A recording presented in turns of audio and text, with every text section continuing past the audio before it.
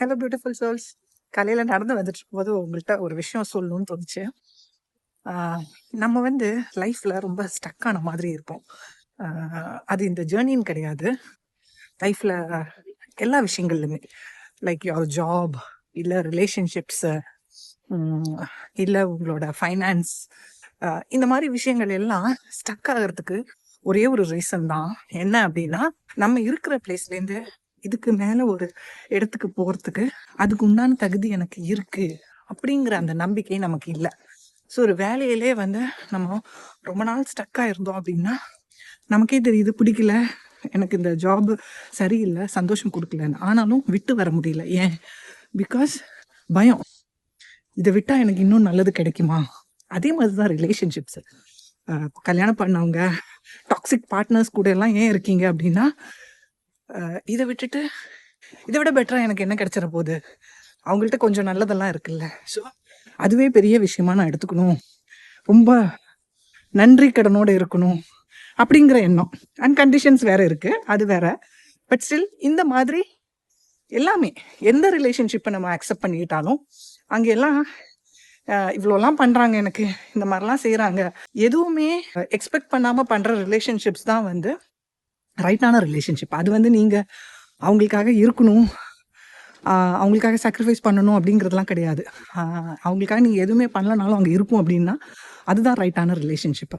So உங்களோட limiting belief தான் உங்களை வந்து லைஃப்பில் ஸ்டக் ஆக்கி வைக்கிது.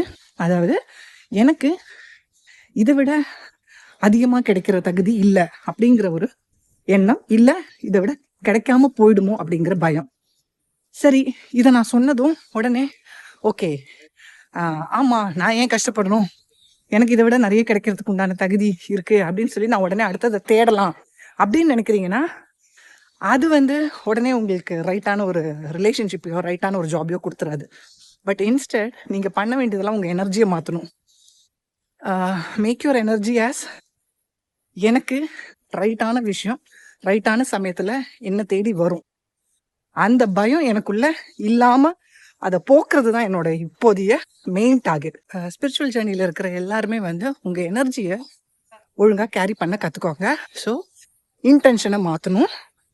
நீங்கள் ஜாப், ஃபைனான்ஸ், ரிலேஷன்ஷிப்ஸ் எங்கே ஸ்ட்ரக்காக இருந்தாலும் இனிமே keep telling your self that the best will come to me and I am eligible for the best.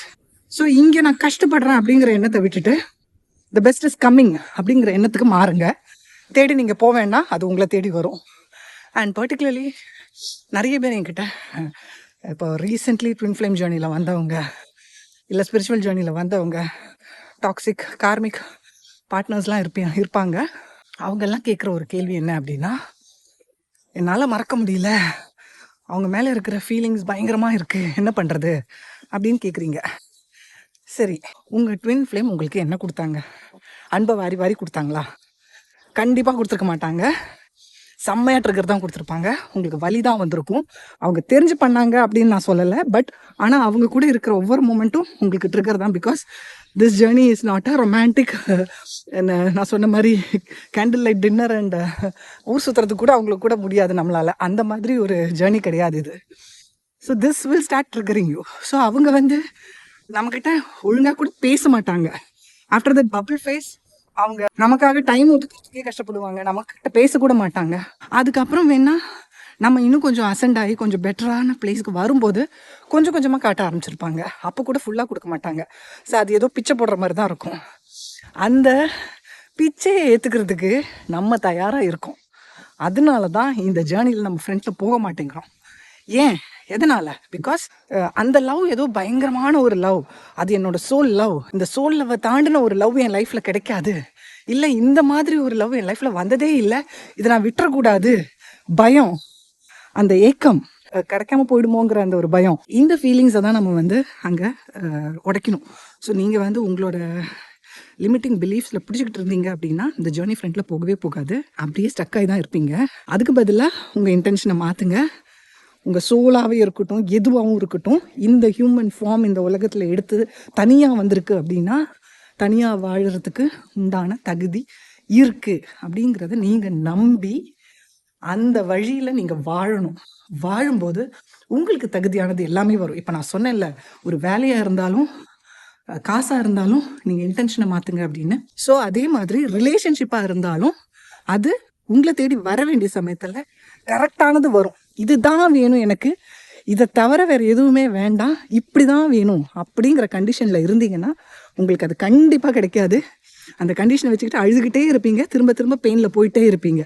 So அந்த லெட் கோ பண்ணுங்க உங்க மைண்ட.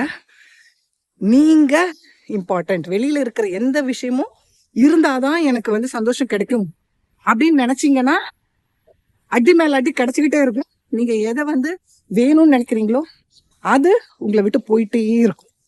ஸோ ஃபர்ஸ்ட் திங் நான் சொல்லுவேன், எல்லாத்து மேலேயும் இருக்கிற கண்ட்ரோலை விடுங்க. உங்களோட லிமிட்டிங் பிலீவ்ஸை விட்டுட்டு, நீங்க உங்களுக்கு எது பெஸ்ட்டோ அது எல்லாம் உங்களை தேடி வருங்கிற நம்பிக்கையை கல்டிவேட் பண்ணிக்கிட்டே இருங்க. ஓகே டியர்ஸ், டேக் கேர், பாய்.